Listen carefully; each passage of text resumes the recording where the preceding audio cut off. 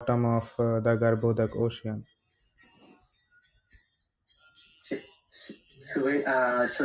それぞれの惑星の支配者になってその惑星を治めていました。あとそしてこの地球をガルボダクシャイという海の一番下のところに連れてきました。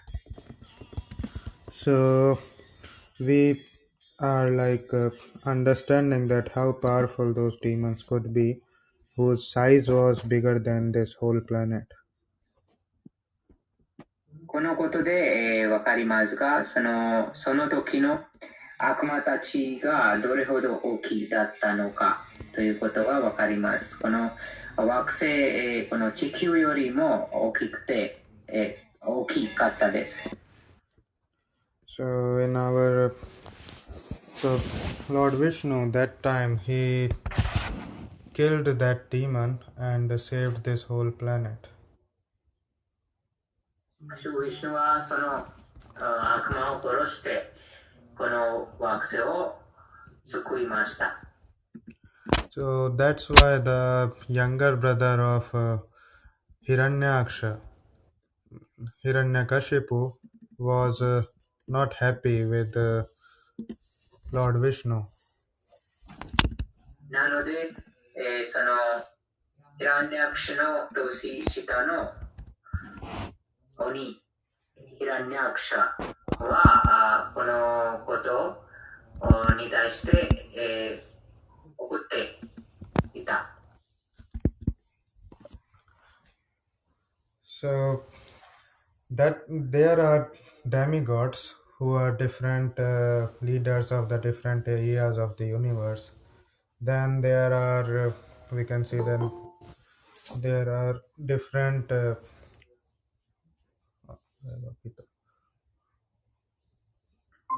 いろいろな惑星のいろいろな半身がいます。So different demigods are usually various they are devotees of Krishna.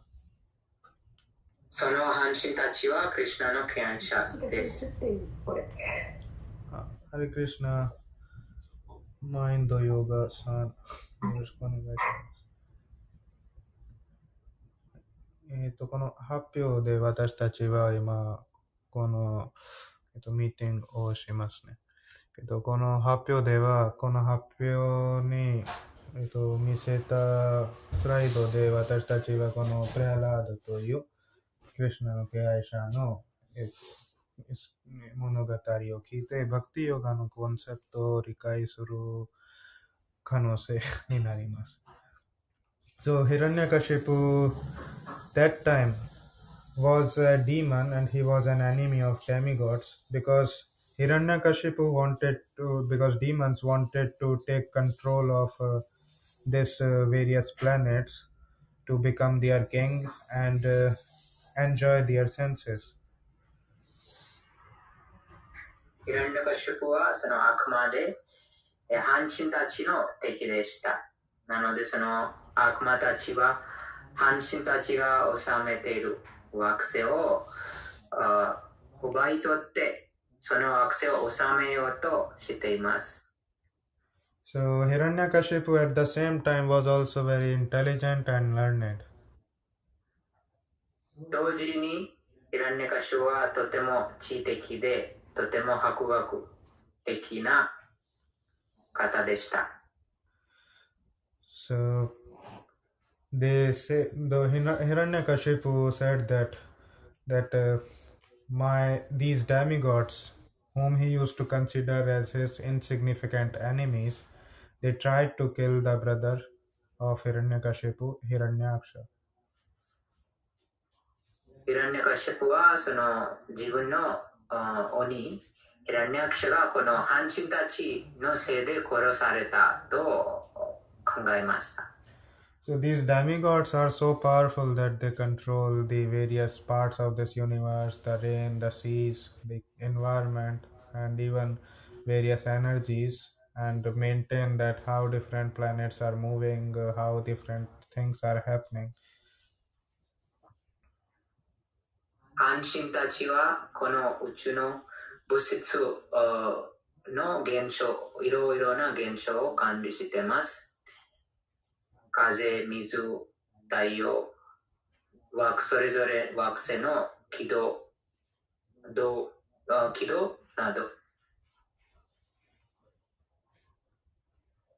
So, these demigods, even if Hiranyakashipu was so powerful that he was considering these demigods as insignificant, he was much more powerful than these demigods also. そういうふうな半身たちが偉大な力を持っているのに、ヒラニャカシュプはその半身たちはもう私に比べて何もない。なのでその私がとてもその強い力が持っていると考えました。So, usually it is said in Bhagavad Gita, Krishna says that Samoham Sarva Bhutanam Name Dveshasti Na Priyaha, that I am equal to everyone and nobody is dear to me, nobody is enemy to me. バガヴァッドギターにクリシュナがおっしゃっているように、サモハムサルヴァブテシュと、クリシュナがすべての生き物に対して等しいということです。誰もそのクリシュナにとってその敵ではない。また、なのでそのすべての生き物はクリシュナが等しく扱っています。So in Srimad Bhagavatam, we get to know that Hiranyakashipu said that Supreme Personality of Godhead has given his natural tendency of equality towards demons and demigods, and although he is Supreme Person, he is influenced by Maya, and then he sided with demigods and killed my elder brother. ヒラニャカシュプがそういうふうに考えましたが、この思考人格心はもうその等しくではない、等しくじゃない、その差別して半身たちと悪魔の間に差別して半身たちの味方になったという考えましたが、ヒラニャカシュプは。So that's how demons think, that demons usually think that God are in influence of Maya. When they see different great activities of God, they are usually bewildered by that, and they think that they are also influenced by Maya. そういうふうに悪魔たちは考えてます。悪魔たちはその思考人格心もその神もマヤに支配されてますという考えてます。その思考人格心が偉大なその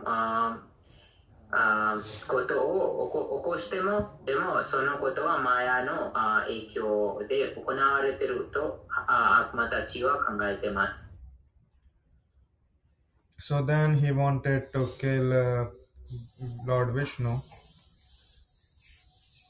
そしてそのシュウ・ヴィシュヌをヒラニャカシュプはシュウ・ヴィシュヌを殺したかった。And demigods, being the devotees of Lord Vishnu, Hiranyakashipu want to kill the demigods. 半身たちはシュウ・ヴィシュヌの敬愛者でしたので、ヒラニャカシュプは半身たちも殺したかった。So Hiranyakashipu attacked their planets and made every one of them subordinate to himself. なのでヒラニャカシュプが半身たちの惑星を攻撃して、その自分の支配下に置きました、半身たちを。So this war took place between demigods and Hiranyakashipu. Sometimes Hiranyakashipu was winning, sometimes demigods were winning. So Hiranyakashipu was not able to win the demigods properly because he was not as powerful as them. そういうふうに戦争が何度も半神とヒラニャカシュプの間に戦争がありました。時にヒラニャカシュプが強くなって、時に半神が強くなりました。でも、ヒラニャカシュプはその力が半神たち比べてヒラニャカシュプの力が強くなかったから、完全に半神を勝つことはできませんでした。So Hiranyakashipu started thinking that this power of demigods is coming from the Brahmanas who are doing the Vedic ritualistic rites, and from that they are getting their power. そしてヒラニャカシュプはこの半神たちはこのブラハマナから力を得てますと考えました。ブラハマナがいろんな苦行を行ってその半神たちに力を与えているとヒラニャカシュプは考えていました。So Hiranyakashipu wanted to kill those Brahmanas who are naturally also devotees of Lord. なのでヒラニャカシュプはそのブラハマナたちも殺したかった。そのブラハマナたちもクリシュナの敬愛者でした。So Brahmanas being the pure devotees, most of the Brahmanas being the devotees of Lord. So Lord also takes the special protection of Brahmanas because Brahmanas are dependent on the Lord's mercy. そのブラハマナたちはクリシュナの敬愛者でしたからそのブラハマナたちを救うためにもクリシュナ主は救うために救いました。ブラハマナたちがその敬愛者でしたからそのブラハマナたちはクリシュナ主の敬愛者のでクリシュナに頼ってます。クリシュナに身を委ねてますから、そのクリシュナに保護されました。So that's why like Hiranyakashipu also started killing the Brahmanas and the people who were higher in their intellect and who were very much simple, who were very much peaceful and who always worked for the welfare of the society. So demons, they are always like this. They started tormenting these kind of sane people. ヒラニャカシュプはそういうふうな方々、ブラハマナ、聖者、高い知識を持っている博識な方、社会福祉を行っているそのシンプルな方々を殺し始めました。そういうふうに悪魔がその自分の感覚満足のために行動していました。So even he understood that he was not even after doing all these things he will not be able to win over all the demigods, and still there is a risk that someone might kill him. In spite of so much power, he was having a risk that someone might kill him. So he went on doing austerities. そういうふうに行動して、ヒラニャカシュプは気づきました。こういうふうなことで、その半神、またはその半神たちを勝つことはできません。あと逆に私も殺されるかもしれない。そうしてヒラニャカシュプがその苦行を始めました。So when we do these kind of austerities, then sometimes it was the system that sometimes people worship great demigods to do the austerities, so that by pleasing with their worship and austerities, demigods would give them great boon. そういうふうに厳しい苦行を行って特定の半神の崇拝をしています。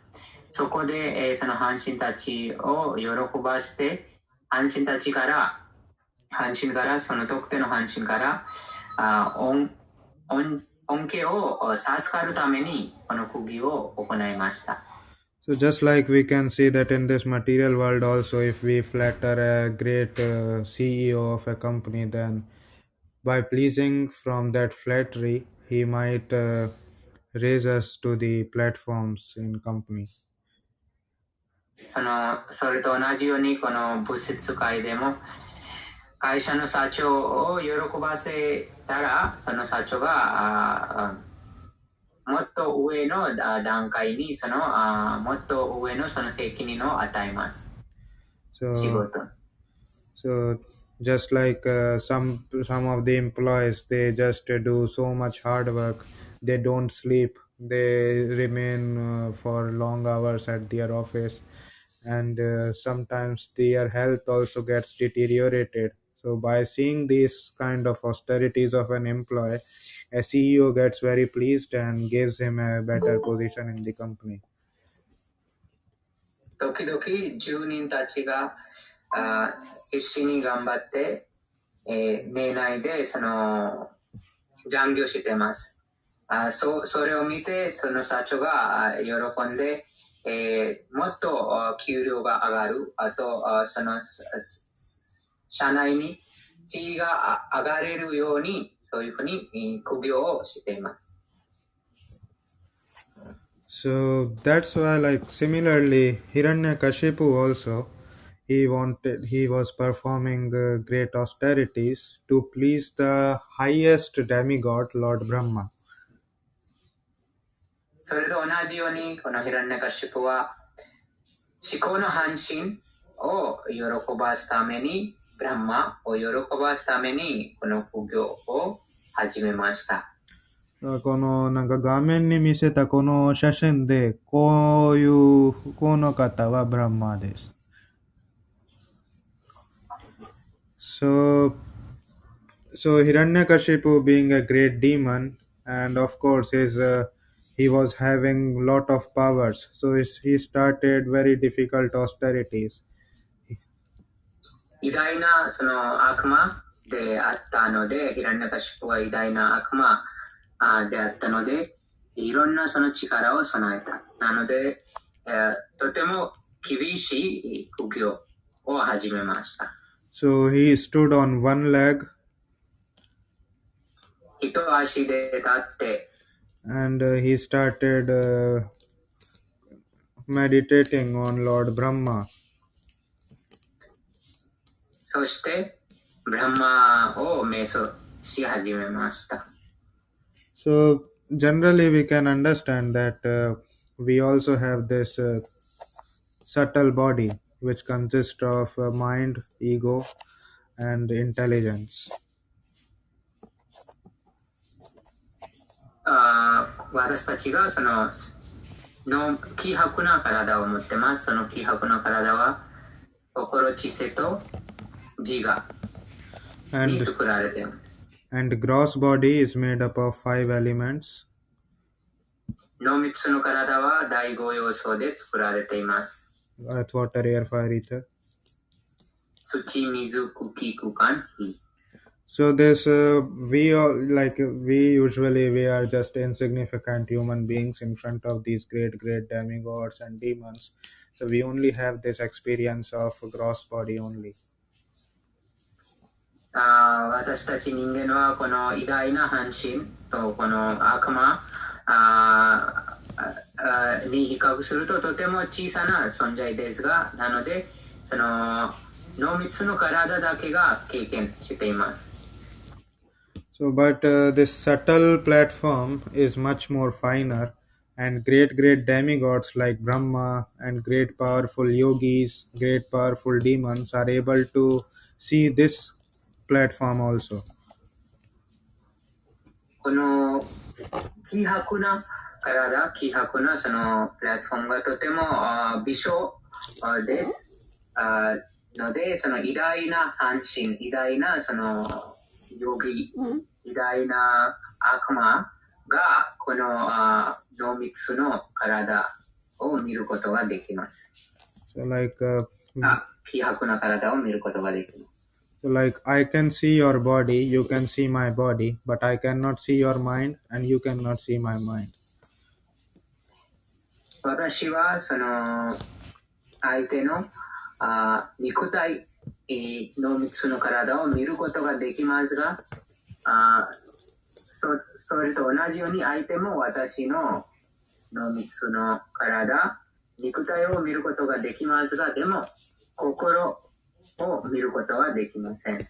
But the entities with higher, greater power, they can even see the mind and intelligence of the person in front of them.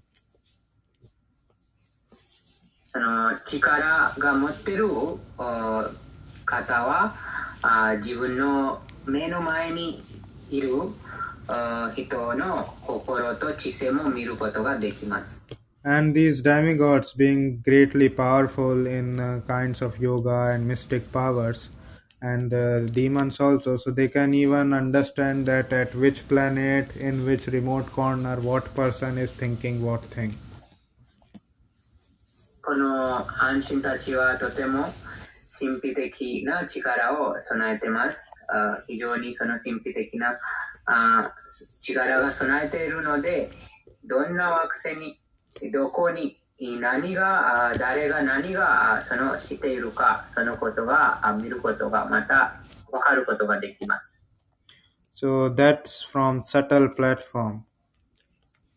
それはその濃密、希薄の微小なその段階からです。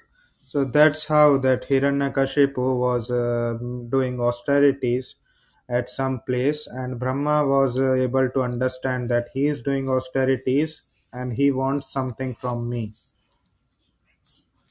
なので、そのある場所にヒラニャカシュプが苦行を行って、そのことがブランマが気づきました。誰か私を喜ばすためにその苦行をしていると。So for many thousands of years, for many years, like Hiranyakashipu was doing these austerities, and meanwhile, his wife was there in his palace. 数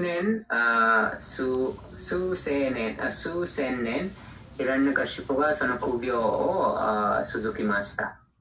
同時に、ヒラニャカシュプの奥さんはそのお城にいました。So that time his wife was pregnant, and demigods attacked the kingdom of Hiranyakashipu, and they were thinking that there is a demon is going to born from her. その時にヒラニャカシュプの奥さんが妊娠中でしたが、それを見て半身たちが気づきました。この中にその悪魔が生まれますと。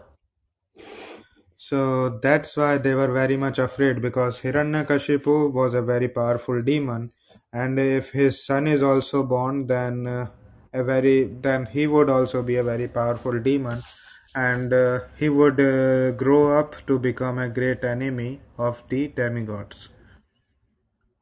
なので半身たちがとても恐怖を感じましたが、そのヒラニャカシュプが偉大な悪魔で、そのヒラニャカシュプの子供が悪魔として生まれ、あとその成長するともっと偉大な悪魔になって、その半身たちがいろんなその半身たちがその苦しめされます。なので、その半身たちが恐怖を感じました。So the wife of Hiranyakashipu, Kayadhu, was attempted to be kidnapped by the demigods, so that as soon as her child is born, they can kill the demon child.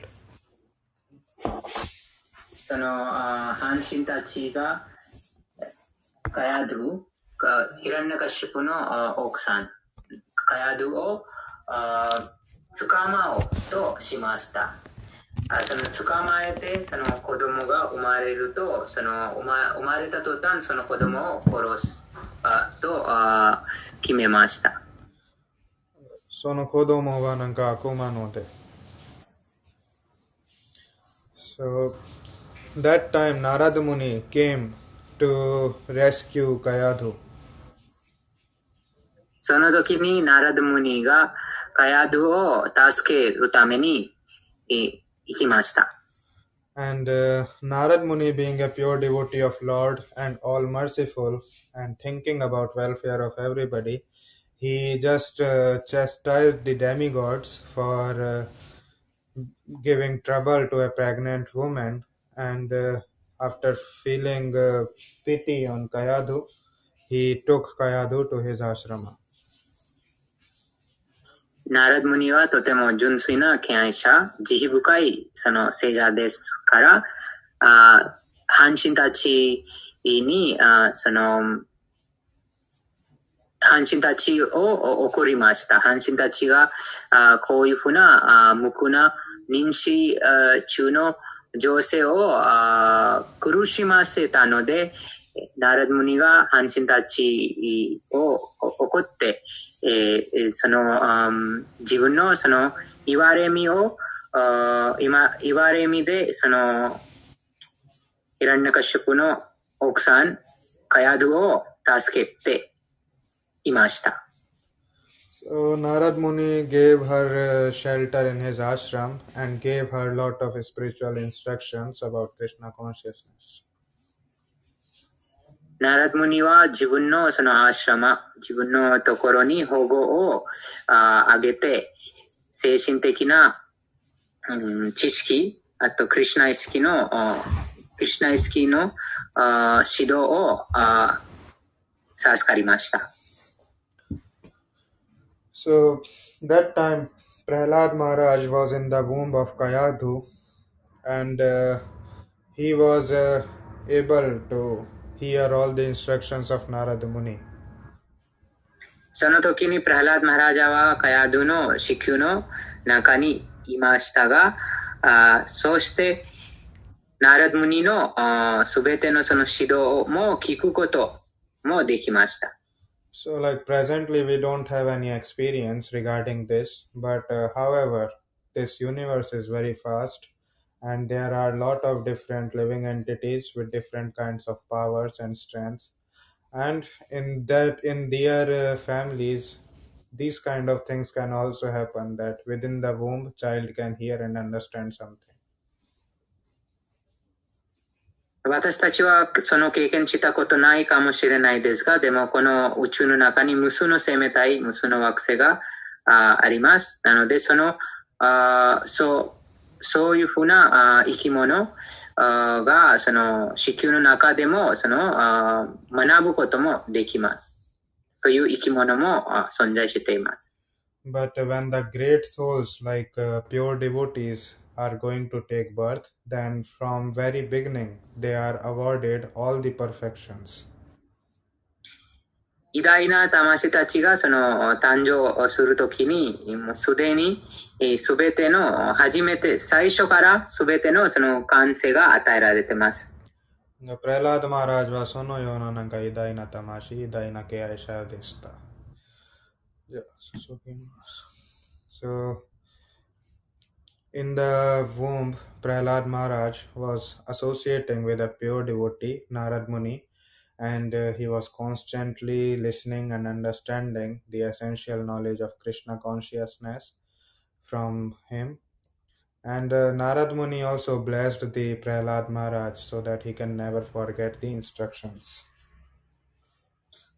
プラハラード・マハラジャは地球の中にいながら、ナラダムニのその精神的な指導を受けて、ナラダムニのその話を聞いて、ナラダムニと交際しました。そしてナラダムニもプラハラーダに礼服をあげました。祝福をあげました。So, after, meanwhile, Hiranyakashipu's austerities were very much completed, and due to his austerities, lot of heat started coming out of his body, and in the universe also became very much hot. And Brahma then finally appeared in front of Hiranyakashipu to give him the boon. ヒランナカシュプのその苦行が終わる前に長い間苦行したから、その体からその火が出て、全宇宙がその日々影響を受けました。そして、ブランマがその苦行を行ったヒランナカシュプに恩恵を授かるために行きました。So finally Brahma put then Brahma was also a great demigod.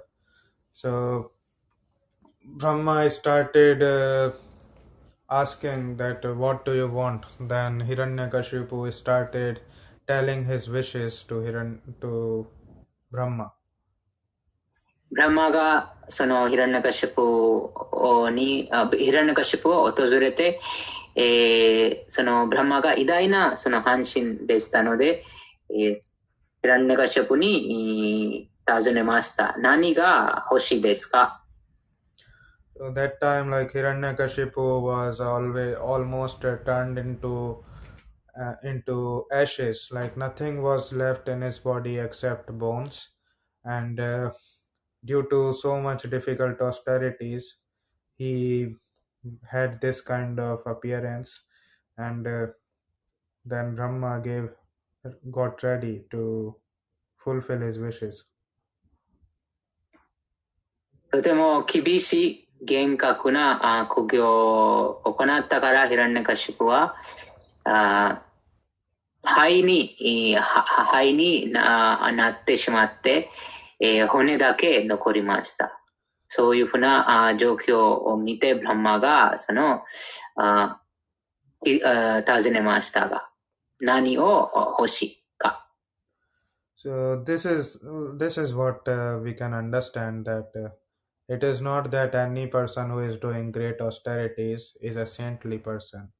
Even even demons do the austerities, and if austerities are not for pleasing of Supreme Personality of Godhead Krishna, then they are demoniac kinds of austerities.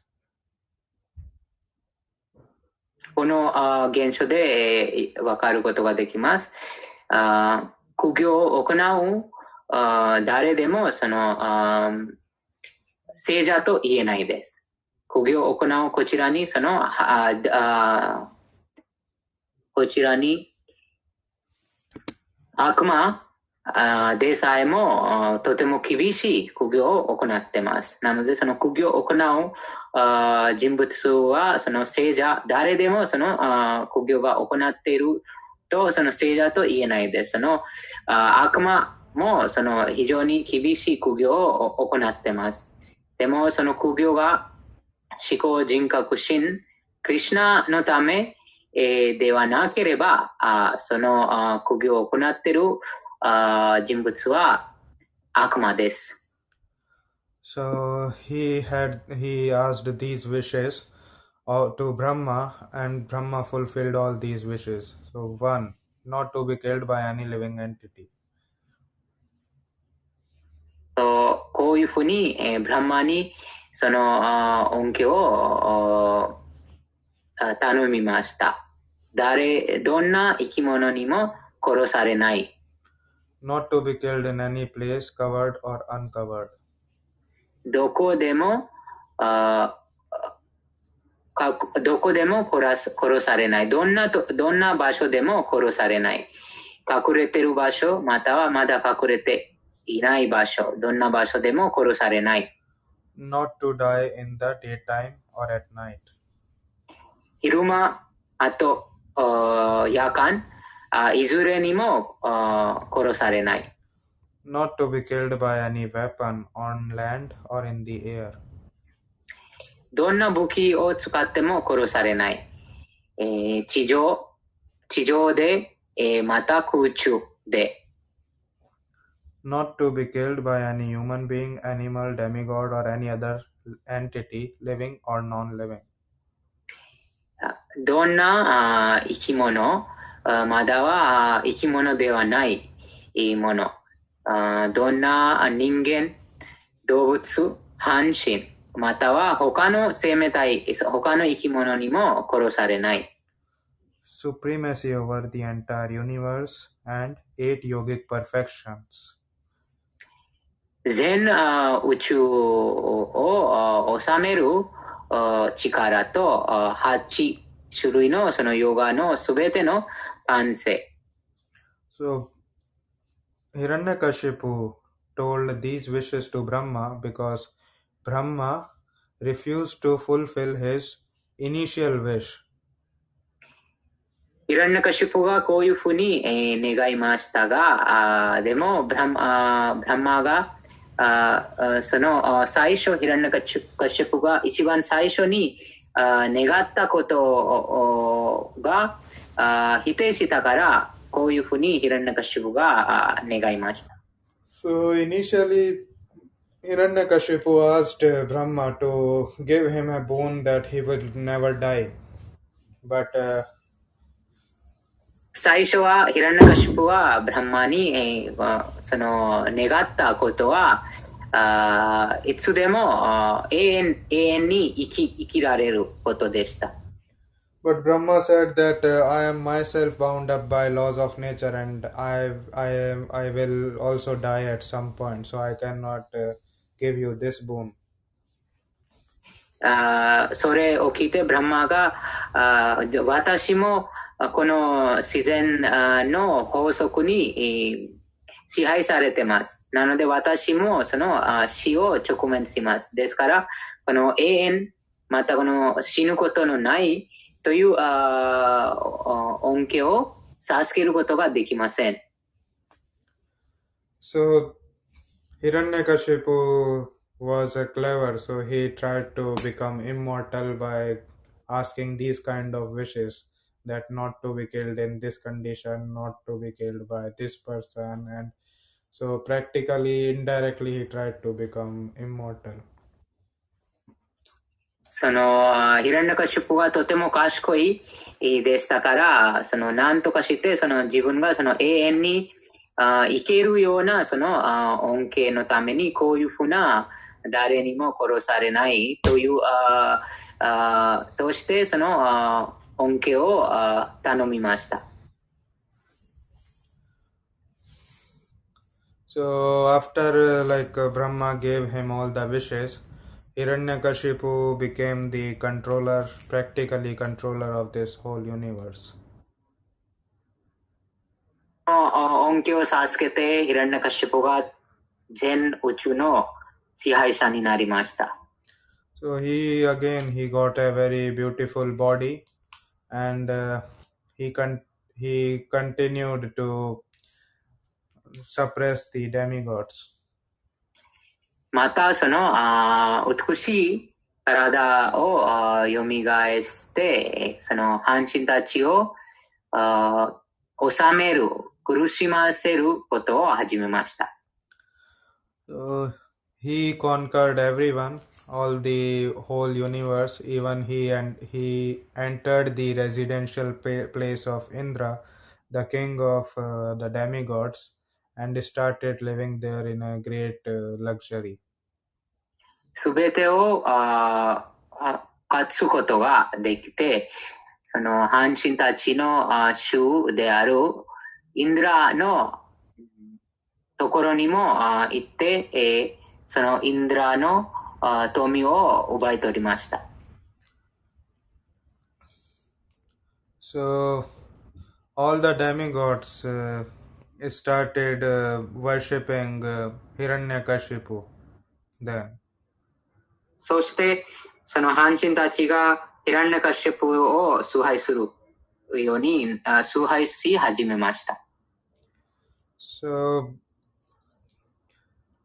he was besides all his material opulence and material power, he was still dissatisfied because he was always puffed up and proud of transgressing the Vedic rules and regulations.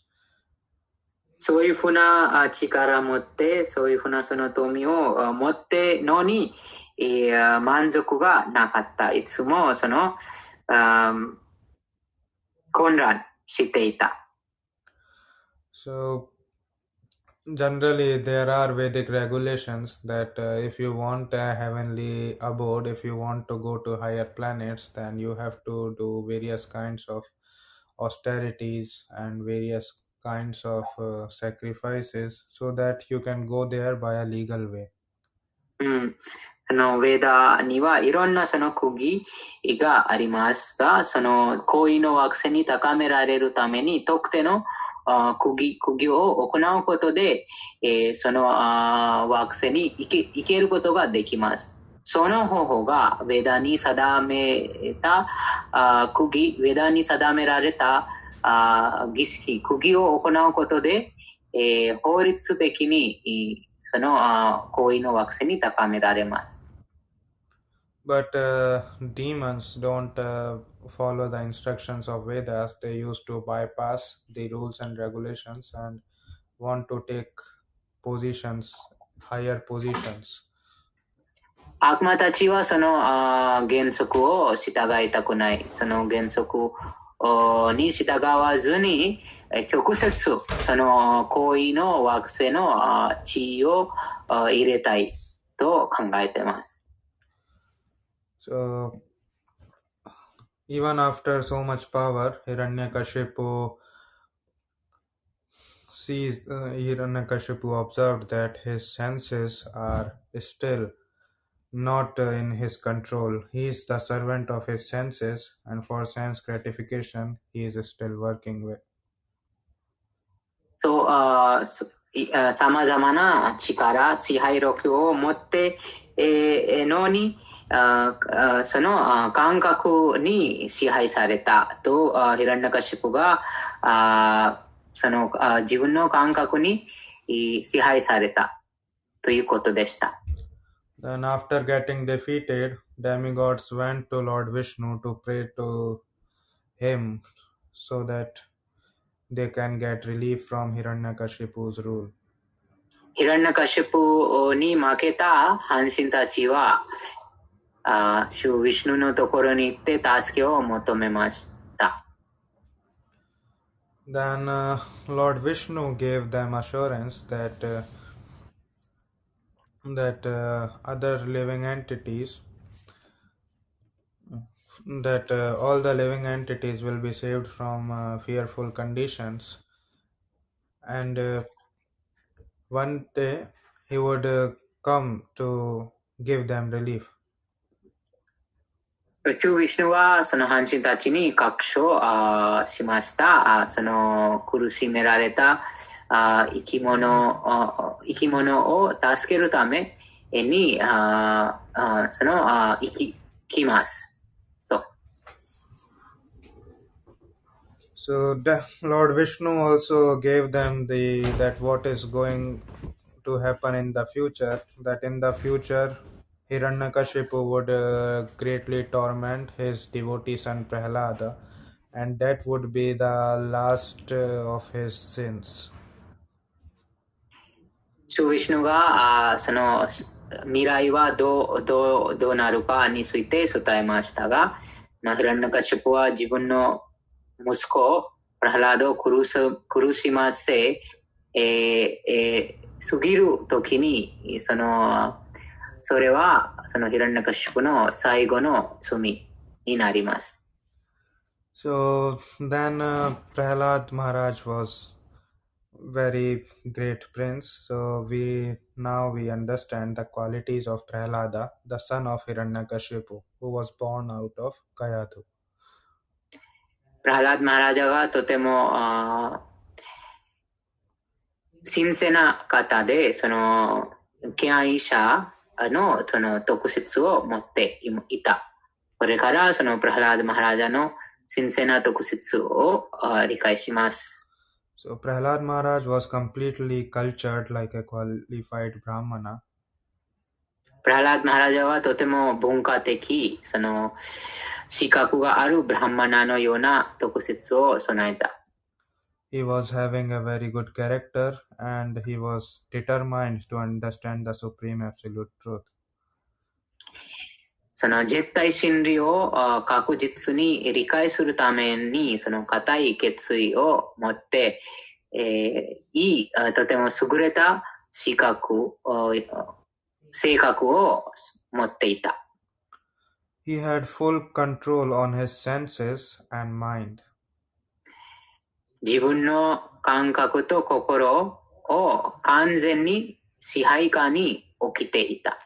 So, on one hand, like we know that Hiranyakashipu, in spite of being so powerful and so victorious, he was still the servant of his senses, due to which he... ヒランナカシュプはとてもいろんな力を備えても、その惑星を支配しても、でも自分の感覚に使えた。So, he was not able to conquer over his senses. ヒランナカシュプは自分の感覚を勝つことはできませんでした。So, because his senses were demanding so much enjoyment, so he was working very hard to provide them these enjoyments.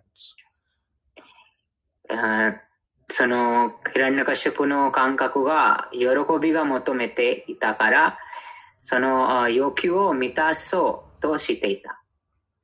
So that's why, like, he put so much trouble to all the people in the universe. なので、その感覚を満足させるために、全宇宙のいろんな人々に迷惑をかけました。On the other hand, we see this a devotee of Lord. So this is the power of Bhakti Yoga. A devotee of Lord Prahlad Maharaj has a full control over his senses. それと反するそのクリシュナの敬愛者がそのクリシュナの敬愛者がこのバクティヨガの力でその自分の感覚を簡単に支配しています。So Prahlad Maharaj was kind to all the living entities and he was best friend of everyone. プラハラード・マハラジャはすべての生き物に対して優しい心を持って、みんなの友人でした。He was free from natural pride that might have arisen from his good education, riches, beauty, aristocracy, and so on. その自尊心また自慢から完全に離れた。その自尊心また自慢は高級の高尚の教育、富、美しさなどから生じますが、でもそういうふうな富を持っていても、そのプラハラード・マハラジャがその自慢が一切も持ってなかった。He was a great devotee of Lord Vishnu. プラハラード・マハラジャがシュウィシュヌの偉大な敬愛者でした。And he was having a great faith in Lord Vishnu, and he was having unalloyed devotion to him. シュウィシュヌにとても強くその揺るぎのない信仰を持っていたと、その敬愛を備えていた。純粋なその敬愛が備えていた。He was always absorbed in the thought of Krishna. いつもクリシュナの考えに没頭していた。So he was going to his school, and one day his father, Hiranyakashipu, asked from him that what he is learning at his school. その学校に行った時、学校を通った時に、ある日、そのお父さんであるヒラニャカシャプが学校で何が学んでいるかと聞きました。So, Prahlad Maharaj, なんかヨギさん、こちらからなんかそのまま、通訳を教えることができますか？そうです。そのヒラニャカシャプは尋ねます。学校で、その先生からあなたは何が学んでますかとプラハラーダ・マハラジャに聞いてきました。そしてプラハラーダ・マハラジャが答えます。この物質的観念にとらわれた意識は二元性であります。これは私のものです。この人は私の敵です。あと、そういうふうに考えている方々、そういうふうに考えているその肉体観念、物質意識に物質意識にとらわれて、その二元性に考えているその生体者はそういうふうな考え方を捨てて、森に行って思考集を崇拝しないといけないということをプラハラーダ・マハラジャがヒランニャカシュプに伝えました。ヒランニャカシュプは自分の息子からこういうふうにその敬愛方針について、聞くとヒランニャカシュプが考えてます。こんなに小さなのにどなたかその学校のなんか友達があなたのその考え方を汚しているとヒランニャカシュプが考えました。なのでそのヒランニャカシュプはプラハラーダ・マハラジャヒランニャカシュプはその考えてます。自分のその息子であるプラハラーダ・マハラジャがその学校の先生にその頼みます。この子がクリシュナ意識またはそのクリシュナの敬愛者になれないようにちゃんと気をつけてくださいとその学校の先生に伝えました。なんか、その時、なんかプラハラーダ・マハラジの先生たちからヒランニャカシュプは聞きましたね。もうこんなことは誰を教えてるんですか？でも、じゃあ、ヨギさん、これちょっと。そして、また、その、プラハラーダ・マハラジャがその話を続きます。クリシュナの話。そうすると、ヒランニャカシュプがこの二人のその学校の先生を呼びます。自分のところに。when the teacher その時に、その、プラハラーダ・マハラジャに誰がこういうふうにクリシュナのことを教えてるかと、その二人の学校の先生から聞きます。そうすると、この、the teachers being very The teachers being very angry at this answer, chastised and threatened the boy with many fearful conditions. They taught him to the best of their ability and again brought him before the father. その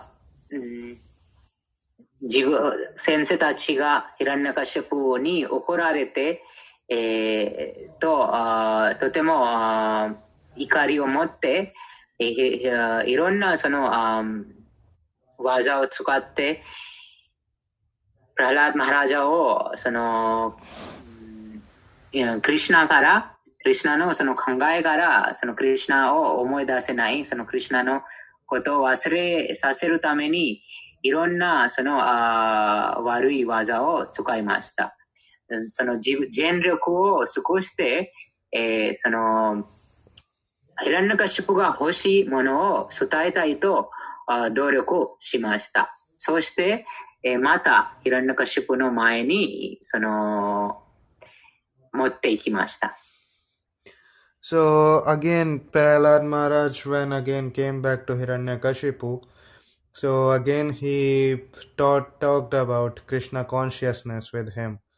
So またそのヒランニャカシュプとプラハラーダ・マハラジャが学校が終わった後に会うとまたプラハラーダ・マハラジャがクリシュナの話をしています。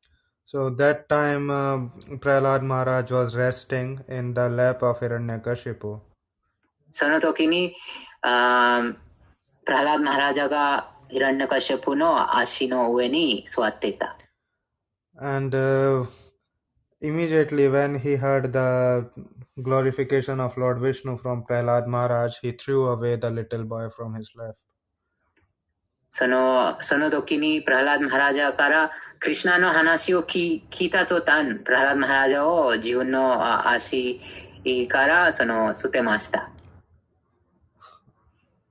So Hiranyakashipu then chastised, became very angry at the teachers that they have wrongly trained Prahlada. ヒランニャカシュプはとても怒って、その先生、学校の先生が良くないことをプラハラード・マハラジャに教えているということですごく怒りました。But the teacher said that we have not taught him this, and he has a natural tendency of this devotion. でも、その先生たちが、私たちはこういうふうに教えてないです。こんなことを教えてない。この子はもう自然にこういうふうな気合い星の傾向を備えている。So then Hiranyakashipu started thinking that this boy is a devotee of my enemy, so this is like an enemy to me. そして、ヒランニャカシュプは考えました。この子が私の敵の敬愛者です。なので、私の敵だとヒランニャカシュプは考えました。So after all the attempts to convert Prahlad Maharaj into demoniac qualities was failed, and he was still a devotee of Lord Vishnu, and he was criticizing his own father. いろんな技を使ってこのプラハラード・マハラジャを悪魔の傾向に、悪魔の特質に変化させるためにいろんな技を使いましたが、でもそれでもプラハラード・マハラジャが変えなかった。So then he ordered his assistants to kill him. そして、失敗したから、プラハラード・マハラジャを悪魔に変えることできなくて、自分の召使いを使って、プラハラード・マハラジャを殺すとしました。殺すとなんか order. He ordered to... 殺す指導を命じました。So demons tried to kill Prahlad Maharaj by sharp weapons. その使命を果たすために他の悪魔たちは鋭い武器を使ってプラハラード・マハラジャを殺すとしていた。But those pointed weapons, they were not able to pierce the body of Prahlad Maharaj. その鋭い武器はプラハラード・マハラジャの体を割ることはできませんでした。In spite of all this torture, Prahlad Maharaj was always remembering about Lord Vishnu. こういうふうな厳しい状況にあっても、プラハラード・マハラジャがいつもウィシュヌのことを考えていた。And due to that, Lord was always giving him full protection. なので、そのことで、そのおかげで、シュウィシュヌはいつもその助けをあげていた。Because Lord Vishnu was the only shelter of this little 5-year-old boy. シュウィシュヌだけがこの5歳の子供の唯一の保護でしたから。And this 5-year-old boy was fully dependent on Lord Vishnu. そしてこの5歳の子供は完全にクリシュナだけ、シュヴィシュヌだけに頼っていたからです。So they tried to kill him by throwing him in front of snakes, by その悪魔たちは、プラハラード・マハラジャを蛇の前に捨てて殺すとしました。by throwing him under the feet of elephants, 象の足の下に捨てて、by subjecting him to hellish conditions, 地獄のような状況を与えて、by throwing him from a height, とても高いところから捨てて、or sometimes the other demons also tried to burn Prahlad, but they got burned themselves. 時々他の悪魔がクリシュナを燃やすとしましたが、でもその悪魔が燃やされました。So always Lord Vishnu protected Prahlad, and いつもシュウ・ヴィシュヌがプラハラードを助けてくれました。and after that all the demons gave up their attempts to kill Prahlad. そしてその悪魔たちが諦めました。プラハラードを殺すことを諦めました。So then Prahlad Maharaj again returned back to his school. そしてプラハラード・マハラジ自分の学校に戻りました。So Hiranyakashipu gave up. そしてヒラニャカシェプ諦めました。So when teachers were not there in the class, for example during the lunch hour, Prahlad Maharaj started to preach Krishna consciousness, Bhakti Yoga to his class friends. その教室の中に先生がいないとき、あと休みのときにプラハラード・マハラジャがその自分の同期でいた自分の同期でいた学校の友達に、そのクリシュナ意識、敬愛欲しの教えを始めました。So all those children also became devotees like Prahlad Maharaj. 他の子供たちもプラハラード・マハラジャのような敬愛者になりました。So these are the primary teachings of Prahlad Maharaj. He said that, my dear friends, because the Supreme Lord is present everywhere, and because we are part and parcels of the Supreme Lord, our duty is to be merciful to all living entities. こうしてプラハラード・マハラジャの教えです。思考人格心があらゆる場所に偏在しておられます。あとすべての生き物は思考種の断片的部分です。なので私たちはすべての生き物にその慈悲深く扱わなくてはならない。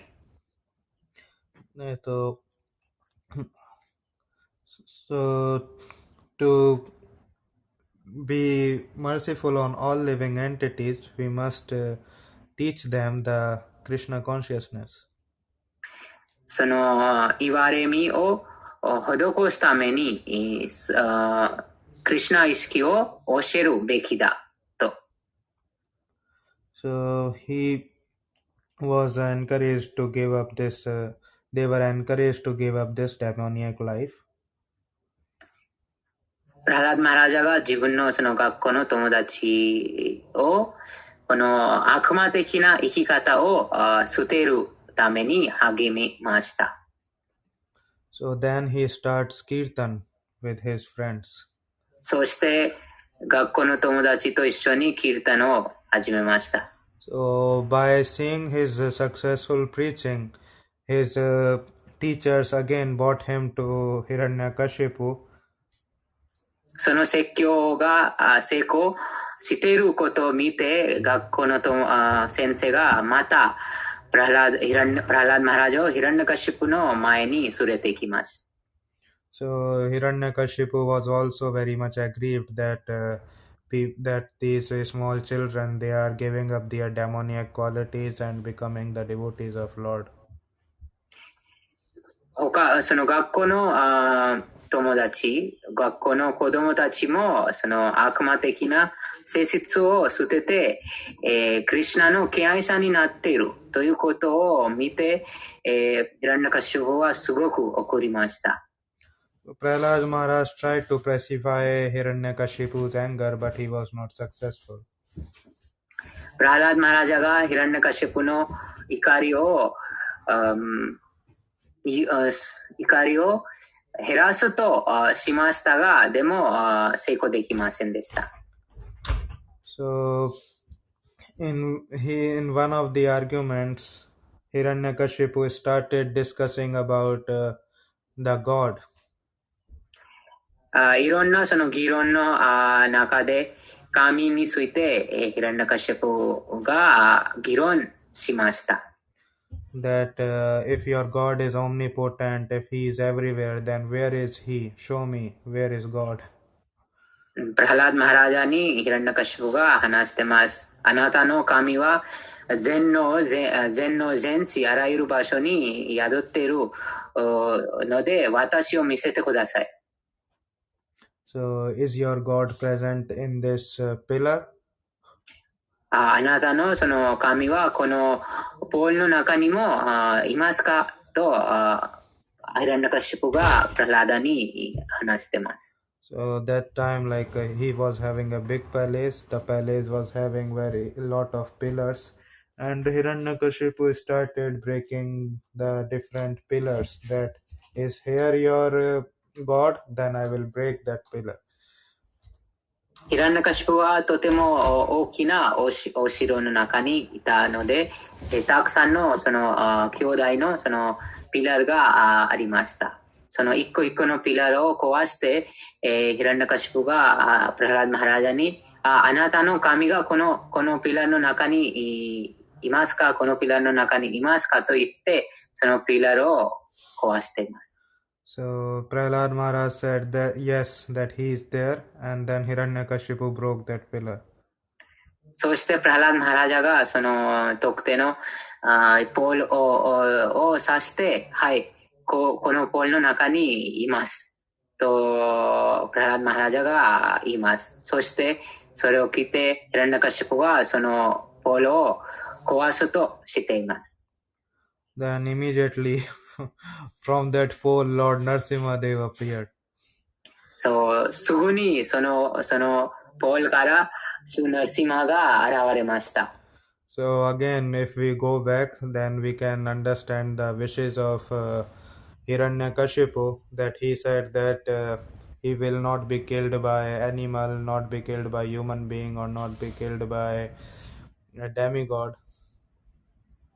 その前に話がありましたが、ヒランナカシプはそのブランマからブランマに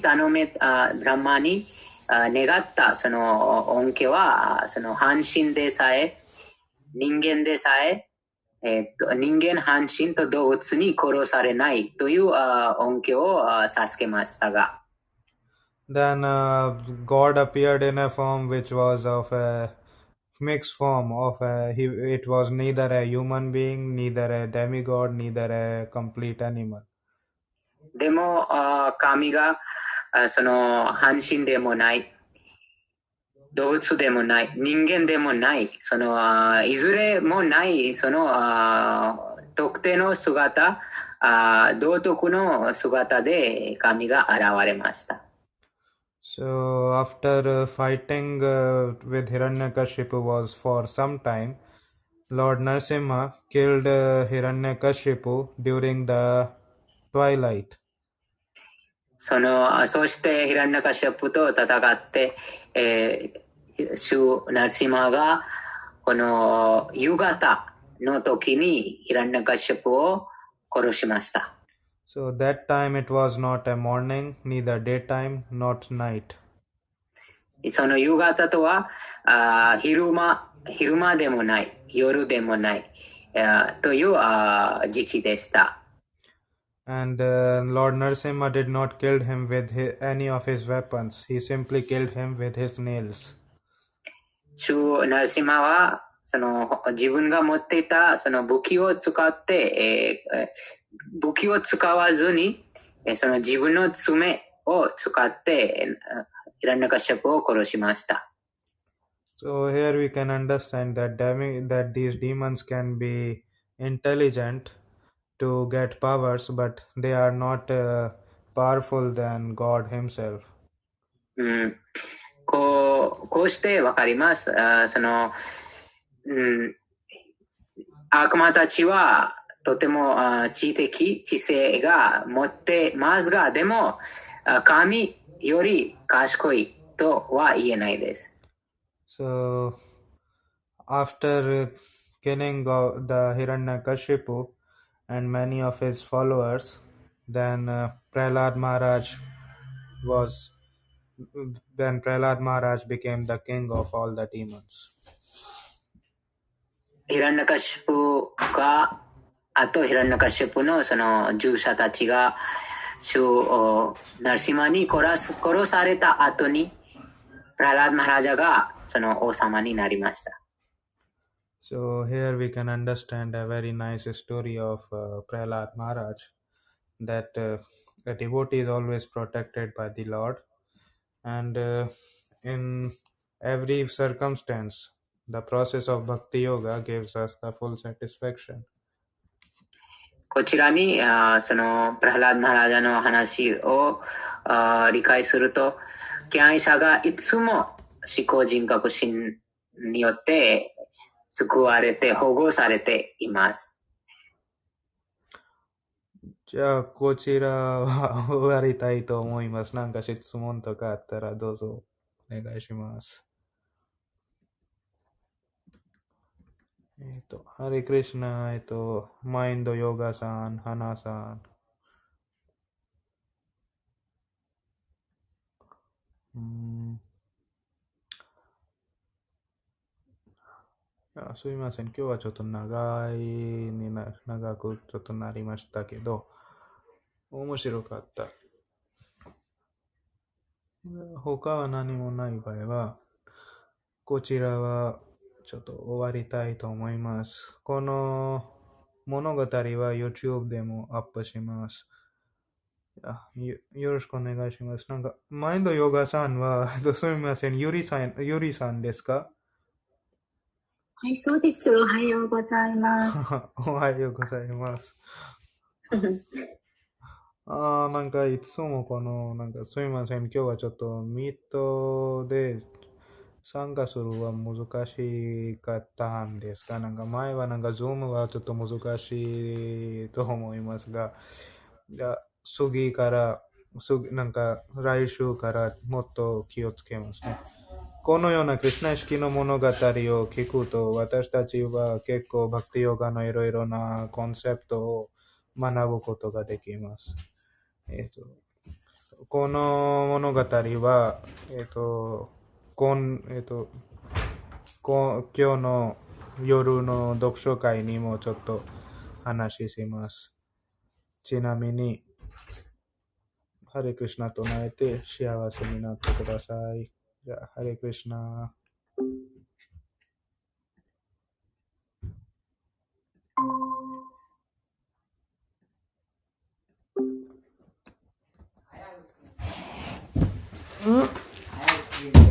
रिएक्शन आता है इसमें।